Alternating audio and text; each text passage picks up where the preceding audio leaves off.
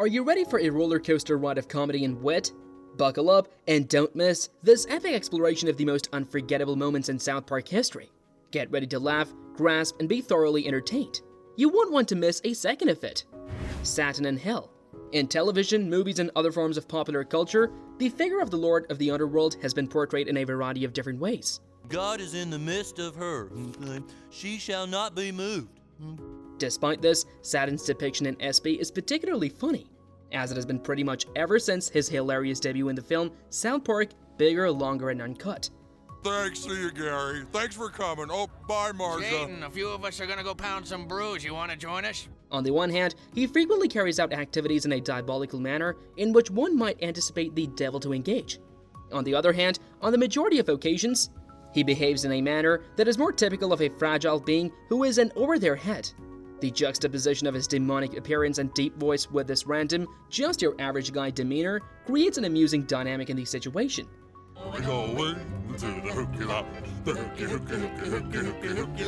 This was especially true during the period in which he had an unhealthy relationship with Saddam Hussein. It is not a surprise that many of the episodes starring him and his underworld, such as Hell on Earth 2006, are some of the funniest SB romps. Kyle and Stan's moral monologues. In monologues, it is unquestionably beneficial to have that counterbalance of morals and pathos. That is frequently communicated to the audience through Kyle and Stan, who at the conclusion of each episode frequently engage in dialogue like a sitcom sermon regarding the lessons they have learned.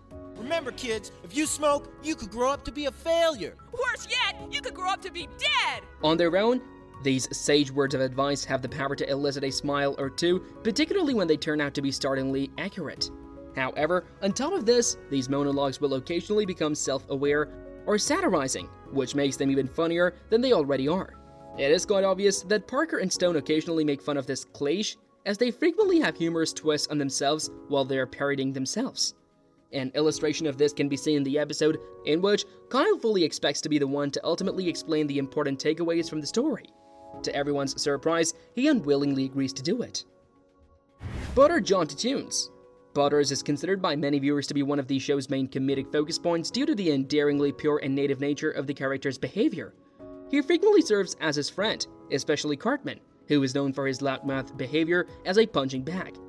Because of this, it is all the more fun when Butters is able to brush off these slights and keep a joyful, upbeat attitude, which he frequently communicates through goofy songs. Who's the boy that can laugh in a storm cloud, turn a frown into a smile for free? Who's the kid with a heart full of magic? Everyone knows it's Butters! That's me! These melodies from Butters provide lots of joyful smiles, from his snappy jingle for Bennigan to his childlike songs about apples and robots. Visitors' sightings. The odd moaning aliens are frequently placed in the backgrounds of specific sequences by Parker and Stone as a humorous Easter egg, as well as a subtly humorous comedy. These mysterious visitors have been a mainstay of South Park ever since they made their debut in the show's iconic pilot episode. Their fleeting appearances provide the experience with a fun little Where's Waldo style game, and makes no mistake about it, there are multiple episodes in which you can search for them. Might as well just say Pilgrims and Indians were all aliens who came here and made some kind of intergalactic treaty. They have made dozens of appearances during the course of the show's lengthy run. In point of fact, even though they haven't been seen nearly as frequently in recent years, the fact that they occasionally do makes it all the more entertaining whenever one does make an appearance. It just so happens that a visitor made an appearance not too long ago in the Pandemic Special, in which one can be seen sprinting for a little while the riots in South Park are taking place. Chef breaking into song. The last Isaac Hayes provided his voice for South Park's resident school cook, and it was a perfect fit for the character. Despite the fact that he has been absent for a number of seasons at this point, Chef has maintained his status as a legendary SB character. His talent for impromptu singing is probably the quality that stands out the most about him. Say everybody haven't seen my balls, they're big and salty and brown. If you ever need a quick pick me up, just stick my balls in your mouth. Although they occasionally veer off the main road, these heartfelt songs are typically about the singer's desire to have encounters with people. One example of this is when he sings about his chocolate cookies. This SB cliché is used until right up to his very last appearance, which is where his musical numbers take an unexpected turn in the episode, The Return of Chef. Cartman is going home. The assertions of Cartman that "screw you guys, I'm going home" are about to close to a catchphrase, as this rogue has combined with his demands that others respect my authority. Cartman's propensity to abruptly give up in the middle of an important scenario by muttering "screw it all" and running away is a charming and hilarious trait that the character possesses. Eric, are you there? Yes, teacher, I'm here. I can't wait to start ski. This statement is an amusing way to show that Cartman is the one who is peeved there, to the point of completely quitting a scene. While he is typically the one to ruffle feathers and stir the pot, this statement is an amusing way to convey that he is not the one who is doing so here. Oh my god, they killed Kenny. It is difficult to overestimate the legendary prominence of this charming SP callback because it has been around for so long.